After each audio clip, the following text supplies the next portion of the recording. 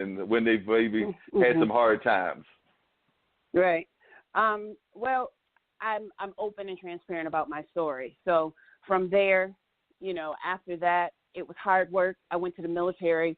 I didn't graduate high school, got the high school equivalency, then went to law school, did 8 years in the United States Navy. The military really changed my life, but I'm transparent about my story. So here I am today as an attorney after going to law school, 2 law degrees, but there were certain obstacles that I overcame, and my message always includes inspirational parts and encouraging parts and letting people know no matter what you've been through, if I can do it, you certainly can. I didn't have any lawyers in my family to say, oh, I want to be like you, or doctors. I told my grandmother I wanted to go to law school, and she told me that was cute, but she didn't think it was going to happen. So I'm always telling people that if you can really think about it, there's nothing limiting you except yourself. It may be harder than it is for other people, but you can certainly do it.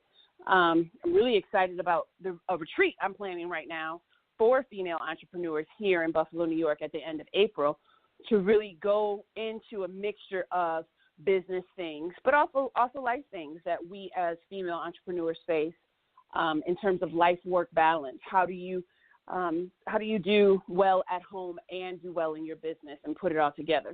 So that's really what it includes. Yeah, because from what I understand, part of what you went through was also going through some stuff even within the family environment. I know that you're very proud of the fact that you are a mom, I believe a mom of 4, but it sounds like there wasn't always roses and caviar in terms of the family life from what I read and studied on you. I've divorced. I was divorced and went to law school as a single mom of 3 boys. And I want to say that in terms of single, in terms of my marital status, my ex-husband was a Marine. He was extremely helpful financially, but every deployment he could volunteer for, he was there. So, no, it wasn't always easy. There was times where I had to take the 3 boys with me to class and tell them to sit down, threaten them to be quiet in order to get through it. But you do what you have to do to survive. Now I'm looking at that young boy, one of the boys who I had to take. He's in the Navy. He was just a baby, and he's now in the Navy. And then my oldest has graduated from college, so it was a foregone conclusion. I mean, to think that I was the first person in my family to go to college, but now I have a son who also has a college degree. And I hope that what I'm doing is creating a legacy, so to speak. And then I have a daughter, a 9-year-old daughter now, a fiance, who, by the way, told me to tell you hello. He's former bossless of FIO here. He's a Q. And, okay. we're doing, yep, he's an attorney too. And we're here and we do the best we can. Mm-hmm. Yeah, I mean, that's what it's all about. And it sounds like one of the things that I'm always encouraged by is there are a lot of women out there that, for whatever reasons, have had children and sometimes even grandkids, but they sometimes feel that there is no hope for them in terms of the single life and things of that nature. But I do know for a fact that sometimes there is plenty of hope out there, and there are some guys out there that are looking at the whole package and looking at what the person is about and not necessarily writing them off because they may have a kid or in some cases multiple kids and even grandkids.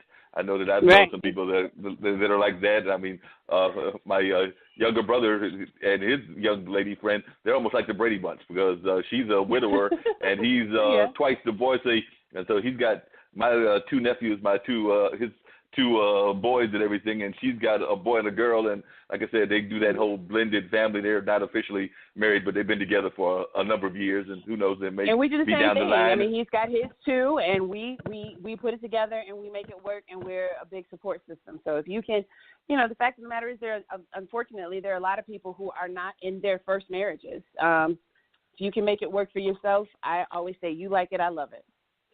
Oh, yeah, and that's what it's all about. I mean, I've even seen some people. I was talking to a friend of mine yesterday, and some of them were like, no, I'm not doing that. You can't make me do it. There's no way I'm doing it because they had already gone through the whole marriage thing and were happily living the life of single life or being alone, if that's what you want to call it. But then there were others that I've known that have gone on. I've had one friend, and I was telling them about that person that literally they raised their two kids into, like you did, raised their kids into the adult ages, into their like early 20s, got remarried, and she had another kid. I believe Victoria might be like pushing near around 10 or 11 now, if I'm thinking of her age correctly. But she married a minister. The minister had no kids. So she basically, as I like to jokingly say it, I think she told him, you get one and you get one only. One and done. That's it. Now, exactly. Now, you know what? They say sometimes you have to go through the first one to make sure to see what you don't want. And then after you've dealt with that, you're able to express fully what you're looking for, what you'll accept, what you won't. And the individual that is able to bring that wall down, not knock it down, not walk around it, but to take that wall piece by piece and take it out and still be there, flaws and all, through the good and the bad, that's the person that you were meant to be with, but you couldn't find that first because stupidity was in your way.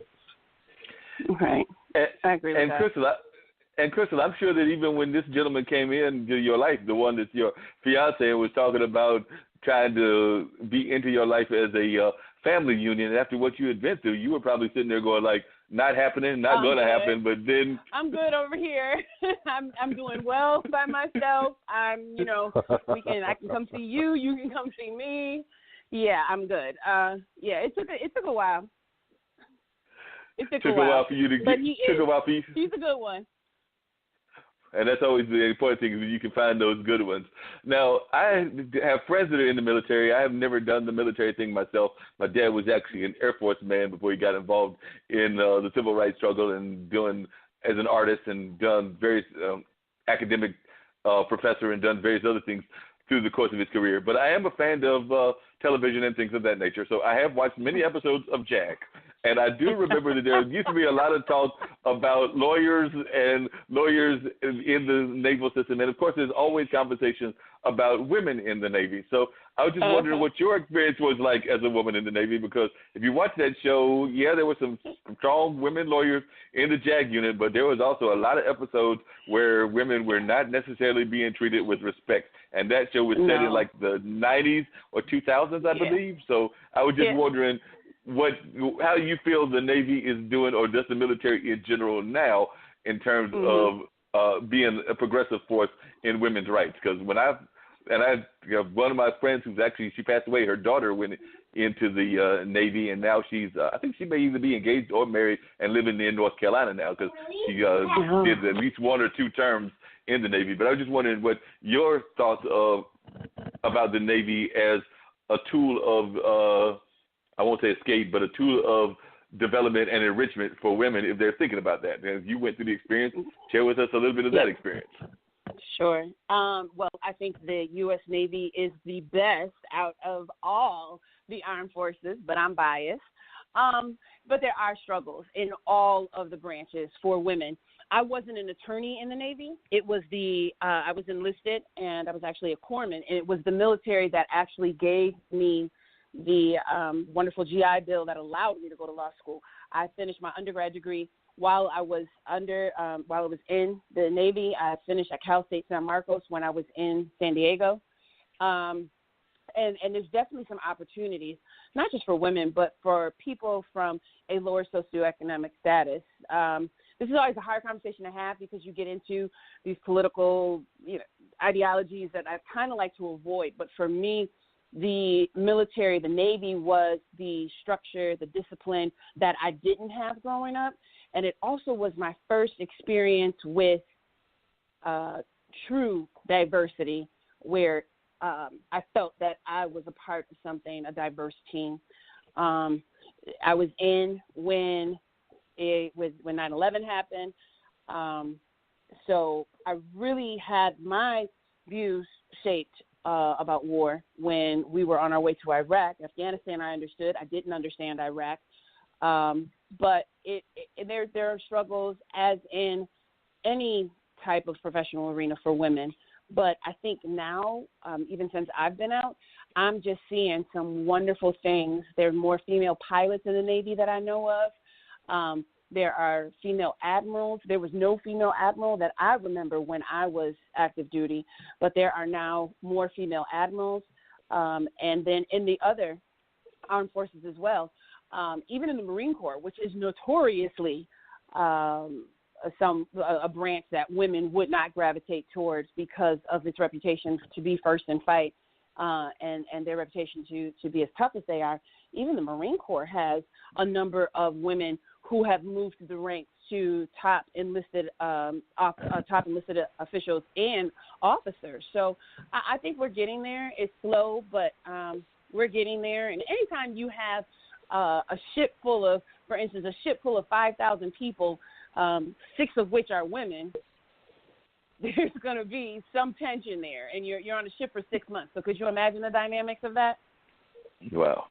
Yeah, that's just some hard dynamics. There's 6 of you ladies and 4,000 something else of the other folks. And you were also coming up at a time that the Navy and the other military was supposedly being more acceptable of people's various lifestyles and religious beliefs and things of that nature. But I'm not sure that under our current administration that they're even doing that, what they were doing then. So that was, when you say true diversity, I'm imagining that when you were in office, you were seeing people that were, proclaiming certain kinds of lifestyles, probably practicing religions that you might not have even been familiar with growing up in Buffalo.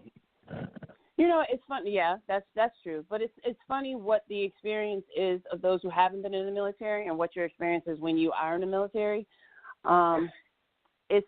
You don't really have those conversations as much.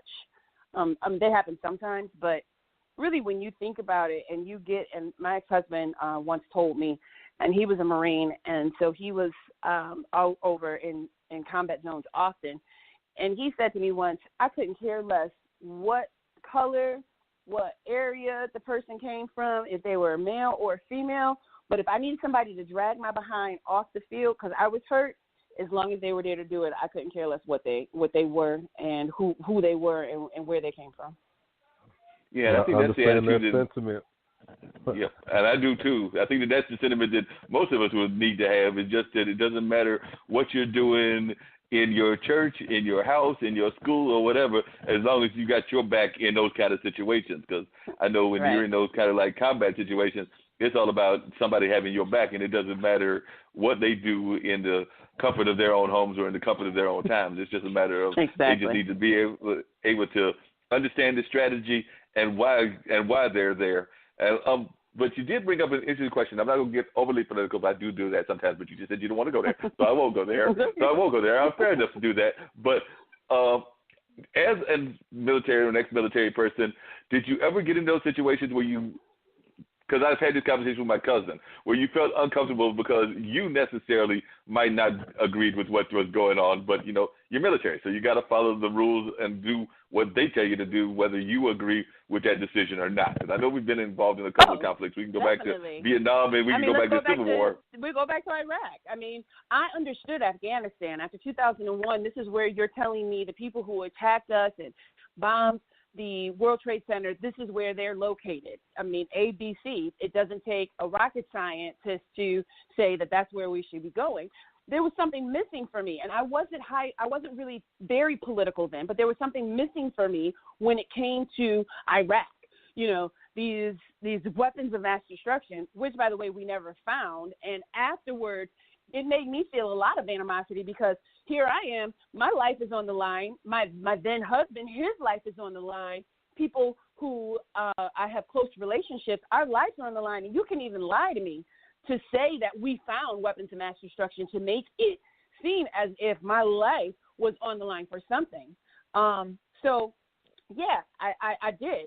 That's when my political view began to really form. Before then, I don't know that it really was, but it definitely began to form then.